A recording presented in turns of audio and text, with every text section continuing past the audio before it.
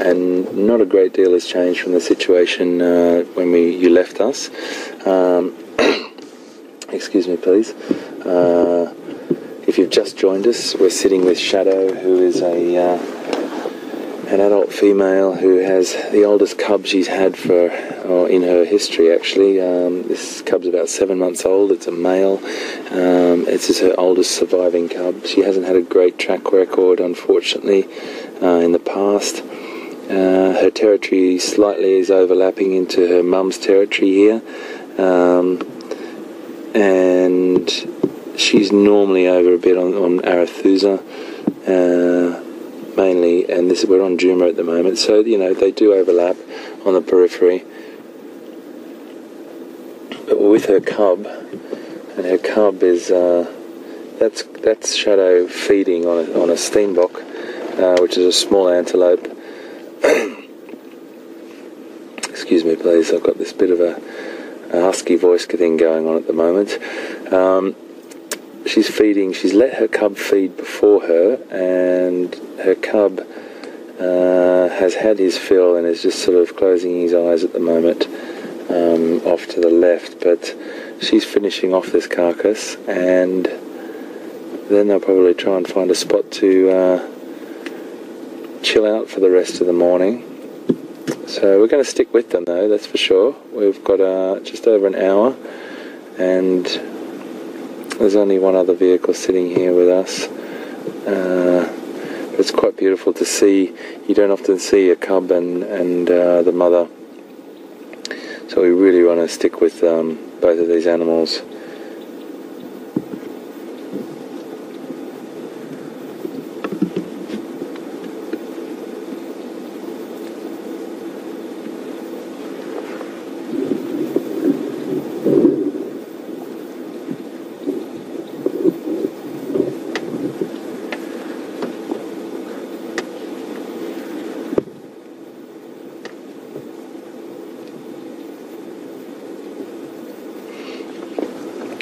I'm pretty sure these guys are going to stay as they are, folks. So it's you've just got this beautiful little cub, which we've got some lovely pictures of, and also mum feeding. So I'm going to stick with them, and anything that happens, that I'll come back to you, of course. But I think we cross over to Pete and see what he's up to. I know he's getting around the reserves at the moment to find anything that he can.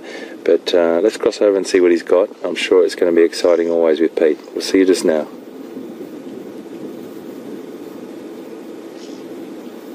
Guys, well, as mentioned a few minutes back, glad you could see the leopard again. Looks like they're going to stick around for a bit. But we were just following the road, looking at tracks, looking for something, and we bumped into a lovely, lovely herd of elephant here. We just arrived with them, so we're going to look at what they're doing. There's a youngster there. Those two are playing just now. There's a nice big female here with them that doesn't actually have tusks. I remember her vaguely from past memory somewhere. As I said, we've just arrived, so we're at that stage now where I'm just sort of introducing our presence to the elephants. I don't want to go straight into the herd. You want to ease into it, get them comfortable with us. Not that they aren't, they are comfortable already. But it's just polite, you don't run into someone's house and start making coffee. You knock, you say hello, how are you? How's everything going? How's the family? And then you start making coffee and you start chatting. So it's the same with elephants. You just introduce yourself into the conversation rather than just barge into it. But it's a nice big herd. Looks like, I would say, at least 15, 20 individuals, maybe more. So we're going to stick with them a bit. There'll be some little ones. There'll be some big ones. I'm hoping for some teenage bulls. I saw one just now, bull that looks about 15, 16, which can be a very fun age with elephant. They can be quite playful and interactive even sometimes with us. So let's see. This should be a elephant sighting we can sort of work on. Elephants are very different from, for instance, leopard that we're looking at the moment as well, in the sense that they're very bright, very intelligent, and obviously herd animals. So you have to think of it more as communicating with them, how you enter the herd, how you enter the sighting, than for lions and leopard. They sort of pretty much mostly ignore you. With ellies, how you introduce yourself to them, you get a sense for their feeling as well. Some herds, sometimes you can feel that they're a bit tense. Maybe there was a bit of an argument in the herd. Maybe one female or one bull or something, they had a bit of tension amongst themselves, or whatever. Maybe they were upset by a group of lions half an hour ago. We don't always know their social or their emotional state. So it's good just to get a feeling for what they're up to. My gut feeling already with this herd is they're super relaxed this morning. Very calm and tranquil feeling with them. It's also that kind of morning. It's a bit overcast. Still a bit of cloud cover, nice and cool still. Perfect day to be an elephant. Perfect day to be on game drive.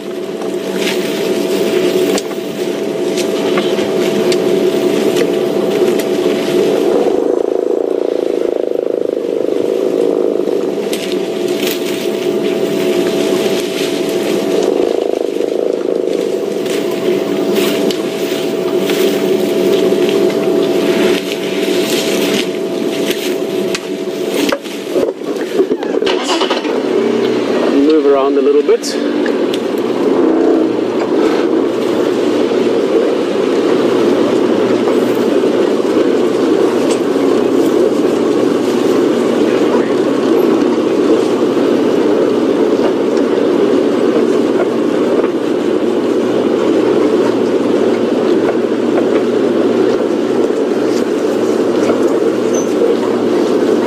Just while we're moving around, I'm just trying to see which is the best way around. Ideally we want to sort of come in from the side slightly to the front of the herd so that we can join them in the general direction that they're moving in.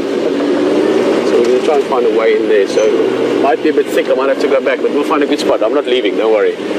I'm just shifting our position and doing it in such a way hopefully that we can get some great interaction from these guys. Lisa, good morning. You're asking that hole that the elephant had dug a couple of days back, and then I went back there afterwards. I mentioned it in the riverbed a few minutes back, and then we just cleaned out the sand a bit and we showed you how you can get water from under the sand. Just make sure I've got the question right though, but basically, have other elephants been back there, or will other elephants use that? Yeah, certainly. I mean, you won't find a herd like this necessarily drinking there. I mean, they need a lot of water, and even an elephant bull on his own might not quench his whole thirst there. I mean, he needs to drink 50, 60, 80 liters of water. That's like 20 gallons, 25 gallons of water a day. But he maybe drank that because it's nice clean water, because there's a good mineral content to it. So certainly other elephants would use it again. When I looked at it just now, it doesn't look like something else has been back there. But I'm hoping another elephant opens it up again, because I wouldn't mind showing that again to those of you that didn't see it. There's something very sort of, primal, if you want, about digging in the sand for water and getting the water. All right, here we're getting into the herd now. 1, 2, 3, 4, 5, 6, 7, 8, 9, 10, 11, 12, 14, 15 individuals that I can see just from here. So I'd say we're dealing with a decent sized herd here. The youngsters are playing with each other even though we're moving, so again showing you they're not perturbed by us. They're going on at their normal elephant thing. Youngsters are playing, adults are eating. Guys, look in front there, sorry. It's all happening around. That's the tricky thing for Andrew, is where to look. That youngster was busy, now he's chasing the other elephant. But he was, just as I laughed, he was chasing 2 francolins, those little birds that look like sort of miniature chickens or grouse. He was chasing the francolins away, and then he ran back to the other ellie to play. So there's a very nice, playful, excited, fun, nice, cool morning kind of feeling with this herd. I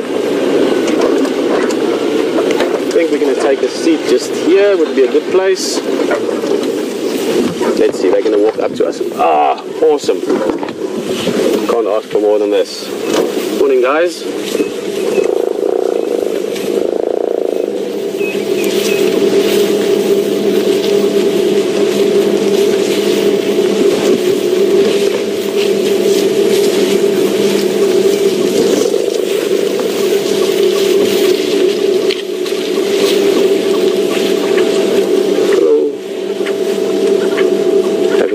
As well. They're all coming along. This one has got quite a nice set of tusks for a relatively young elephant.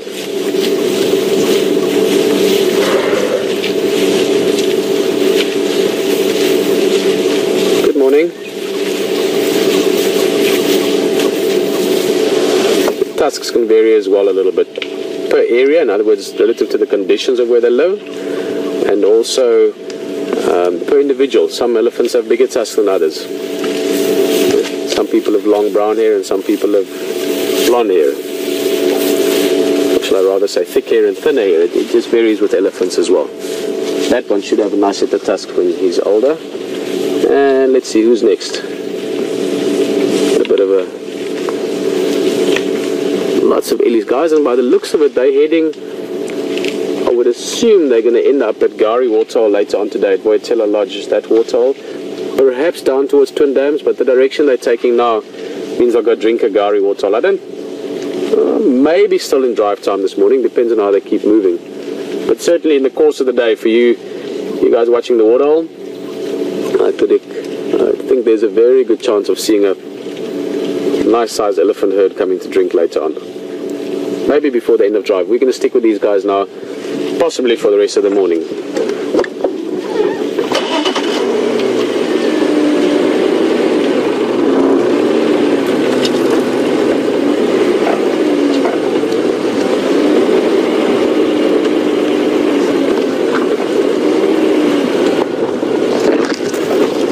Tracy, awesome to hear from down under.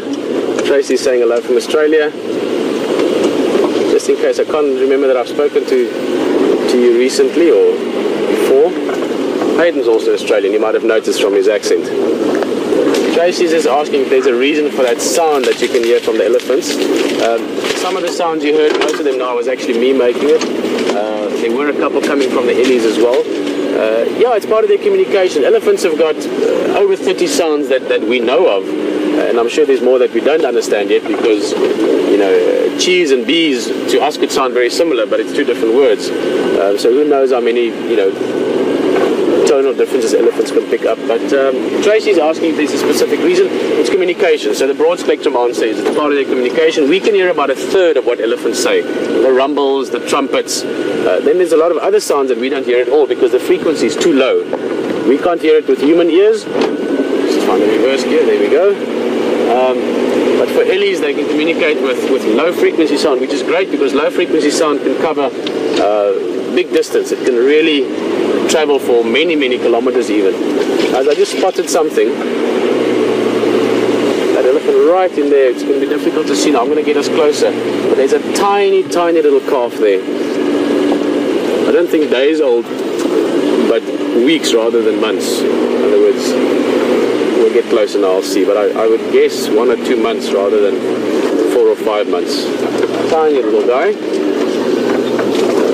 And Tracy, just over the years, it's a bit of a personal habit, I guess, that I've started mimicking that sound when I get into an elephant herd. I've never seen it as a negative. I have experienced it as a positive often. Guys, look at that. Little one, sticking close to mum's heels. That's a very young one. Elephant calves can be about 80 to 100 kilograms at birth. It's about, let's call it 150 to 250, 150 to 250 pounds at birth, which is obviously very big, but not that big if you put it relative to the average size of a female elephant. Us as humans actually have got quite large babies relative to, you know, baby at birth weight compared to mother's weight. But nonetheless, 200 pound baby is something to look after. Well, these guys are moving nice and fast. I'm not going to put too much pressure on that youngster now. Give it time to get used to us moving around. I'm just looking at what are these ellies doing? These guys are moving around. It's almost like they're split into 2 groups.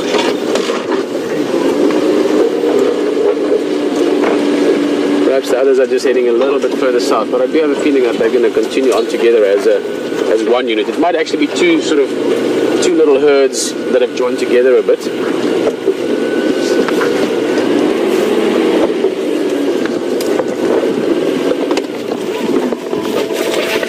There we go. That's a sort of head shake. It's almost like a greeting. That head shake, like, is just sort of like saying, you know, what's your story? What you doing here? You're coming to say hello, you're coming to look at me, you're coming to bother me, you're coming to ignore me. It was a half-hearted one. This elephant was right in front of us earlier. It's one of the ones that came and stood close to the vehicle, so we know he's curious about us.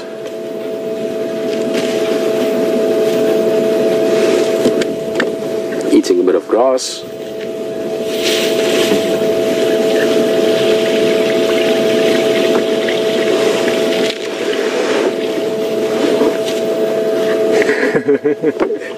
Give the elephant some privacy.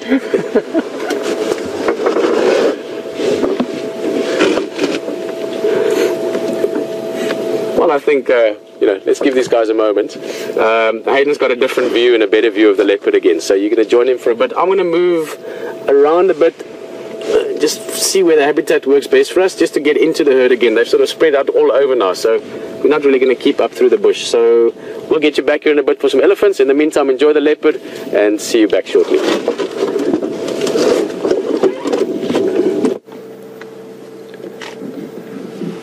Well, we've just repositioned the vehicle, folks, and come up to Shadow, and she's really been fantastic. She didn't show any display of not wanting us to be where we are. We're about probably 3 to 4 meters away from her, about 10, just over 12 feet, maybe 15 feet away from her, and she was absolutely fine. And she's finishing off this steenbok, and you can hear her crunching through these bones.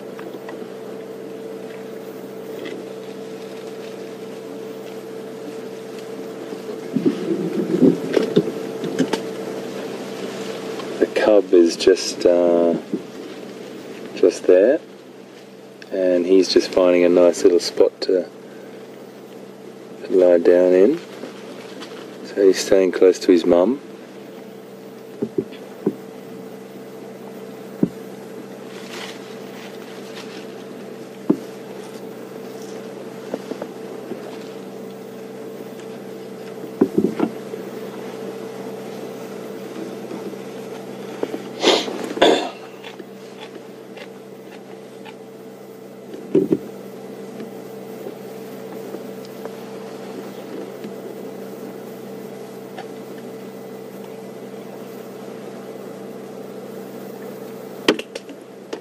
So they'll have about 1 to 3 cubs.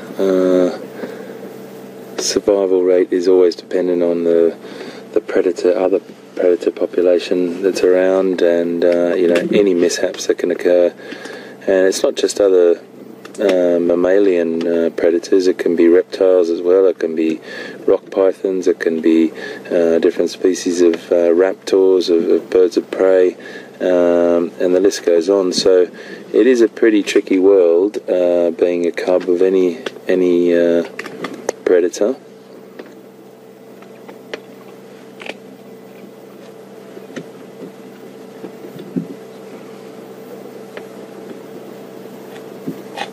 And the gestation period is about 90 to 100 days, roughly, and they have cubs over about sort of 2-year intervals. She's just really keeping her eyes open now, just in case something's coming along. She's got to be aware of her surroundings hugely, particularly at this vulnerable time when she's eating and her cubs just over there as well.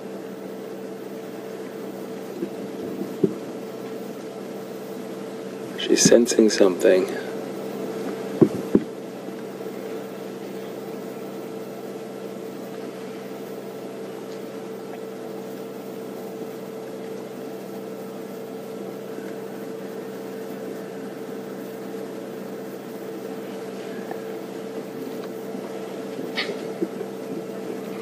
So we're sitting with the most adaptable big cat in Africa, or probably the world actually. Leopards do occur in Asia as well, and they're just the most incredibly adaptive cat. They're non-specific. They don't have a sort of special niche that they just sit into. They can feed on anything from beetles to crickets to lizards to right up to medium-sized antelope and the offspring of larger antelope or hoofed animals. Hello, beautiful girl. It's okay. It's okay. She was just giving us a little indication that, you know, this is my kill, stay away. It's the first interaction she's had with us since we've been here. So it's absolutely fine.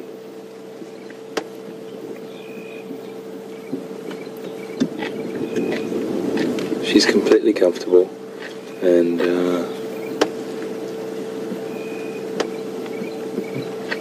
if she wasn't comfortable, she'd move away, and we'd never want to get to that time. We've gotten her used to us for the last hour or so.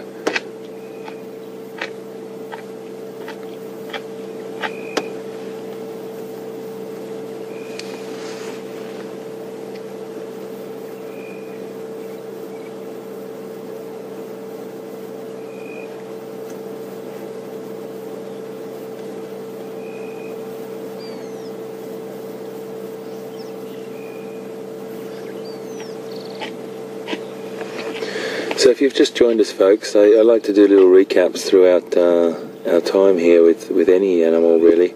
We're sitting with Shadow, who's the daughter of Karula, and she's also got a cub, and that little cub is 7 months old, a little male, and he is just over in the bushes to the right, but at the moment we're just watching her eat. Brian's moving across to give you a little picture of him right now. He's just sitting in there, and you can see that beautiful camouflage right in there. He's had his feed.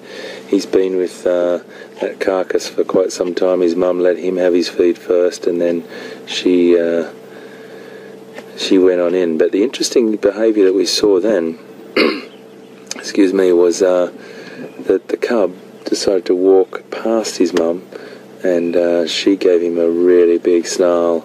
As if to say, you know, you've had your fill, you've had your part, you've had your bit. It's my turn now. Stay away. So he's just gone and parked over there.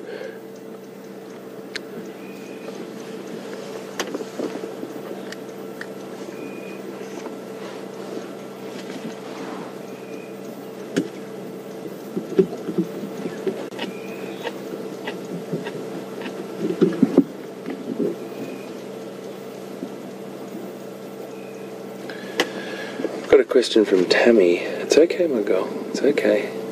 It's okay. Got a question from Tammy.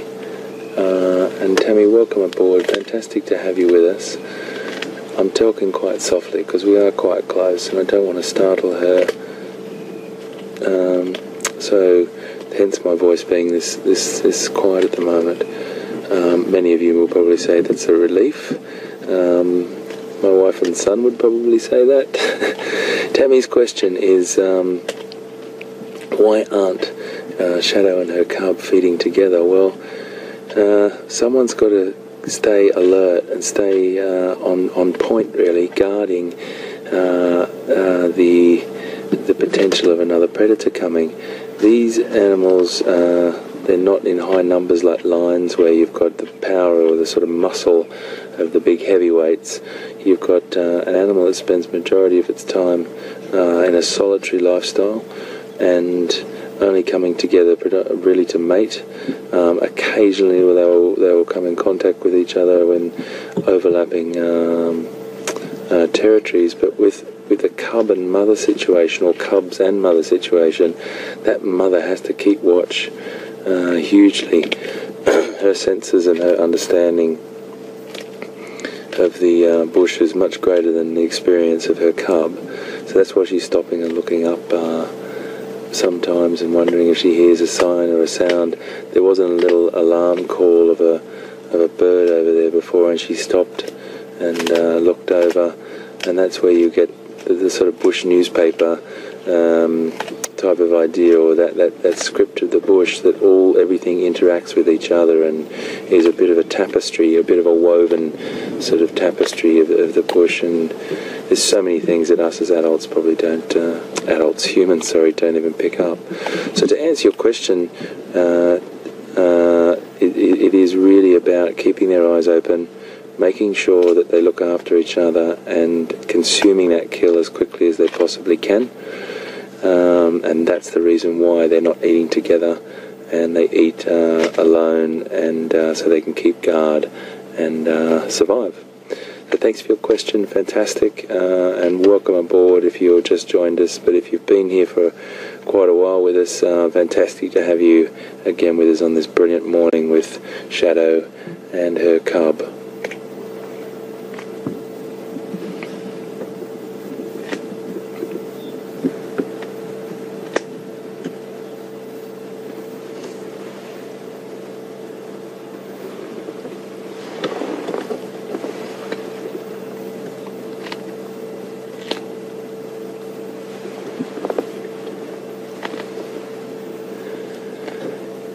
Okay folks, well I think she's getting to the end of her meal here, so we might just cross over to Pete and see what he's up to, and as soon as she gets to the end she might move into a closer position with her cub.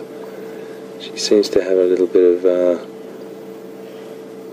bone stuck there or something, but she seems to have swallowed it now. Let's cross over to Pete and see what he's up to with those Ellies. We'll see you just now.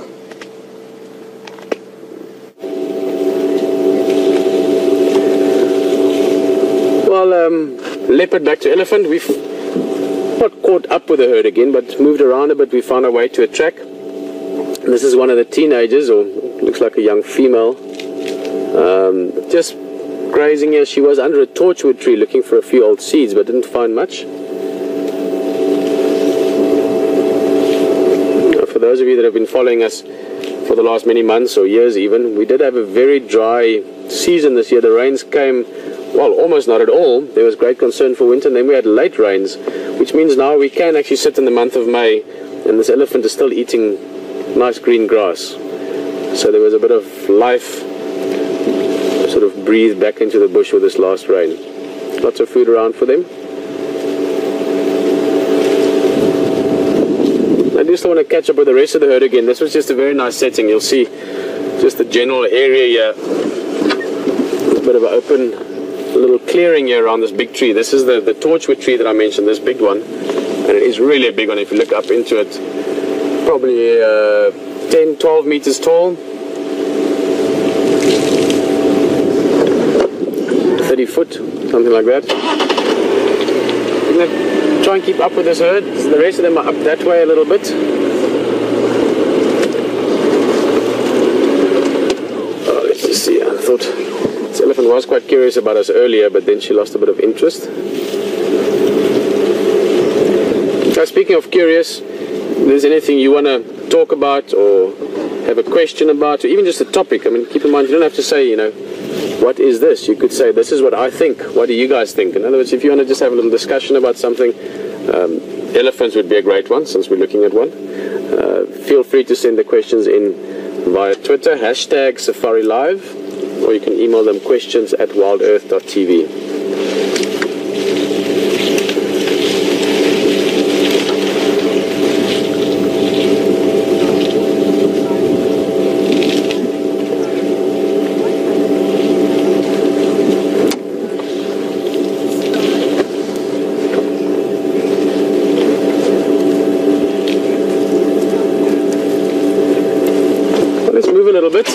Speaking of questions, great question, Jake.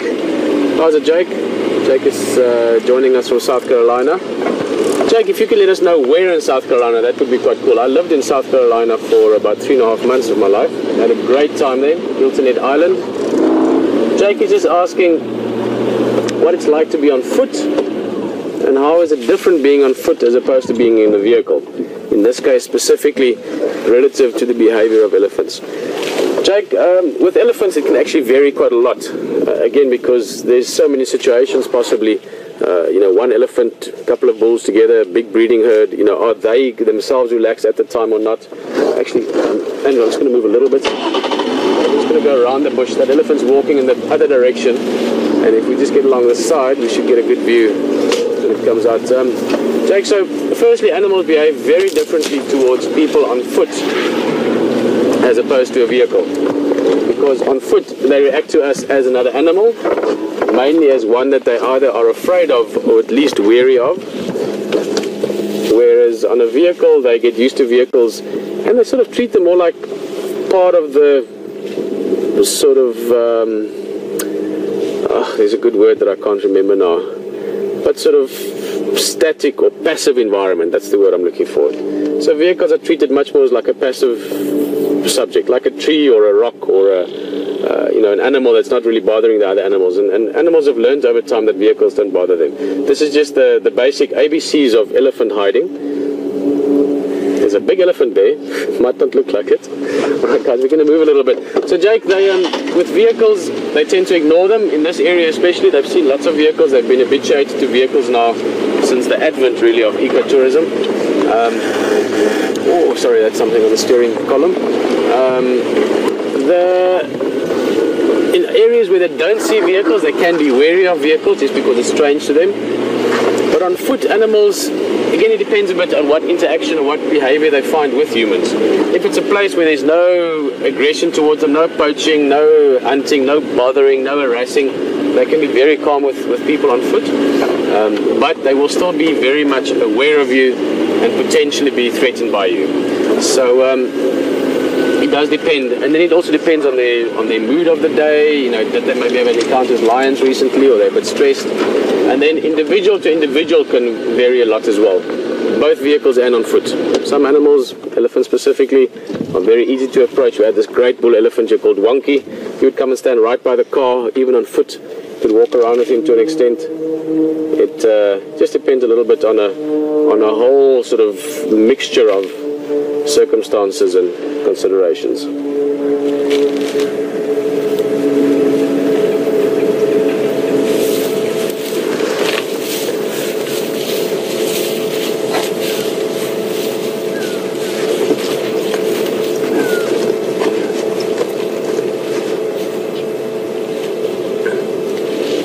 This guys, if you've just joined us back here, this is a young elephant we're following now, sort of in the process of keeping up with the herd.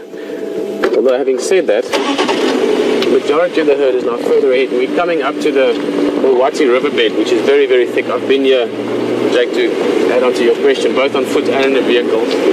Certainly it's easier on foot in here, but it's very, very thick. So rather than try and bundabash through this, I'm going to take us back to the road, and we're going to take a drive around to the other side. It feels like these elephants are picking up their pace a little bit, maybe heading down towards Gari Waterhole. So let's see if we can confirm that or not.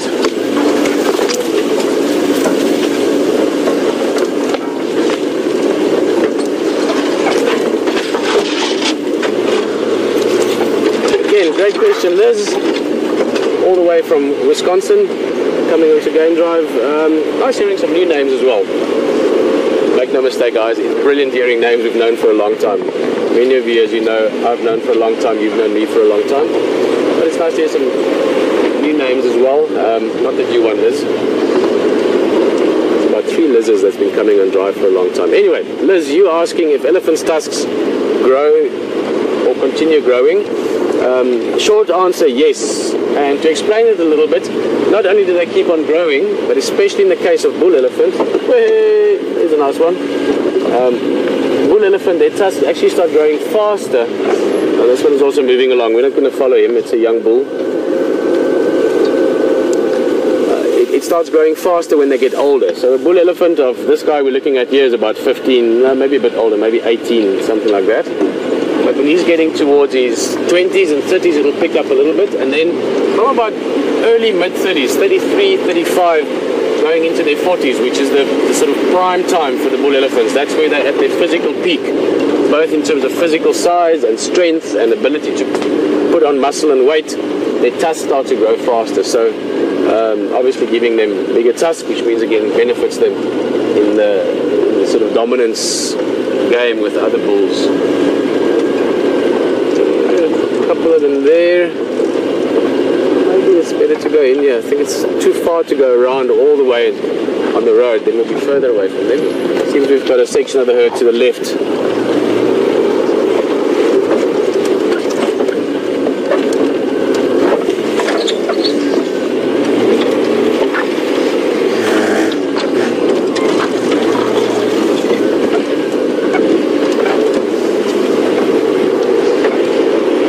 My nose in here.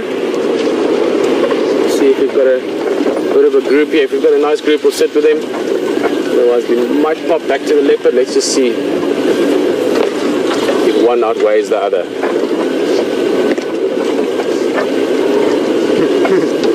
I got that a bit made.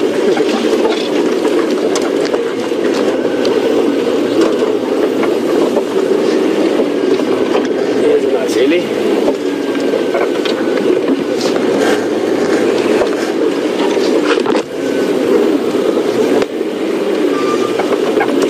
Okay, that's why we heard the noise. Snapped that whole branch over. You can see right by the elephant's front leg that white wood. And this is the tree that it's eating is called buffalo thorn. Quite tasty leaves. They eat the bark as well sometimes. They eat the leaves. They eat the roots on occasion. There we go. He's going to give us, not he, sorry, it's a she. Big female. Some of the bark. If you look very carefully, she just sort of crunched it off the trunk itself.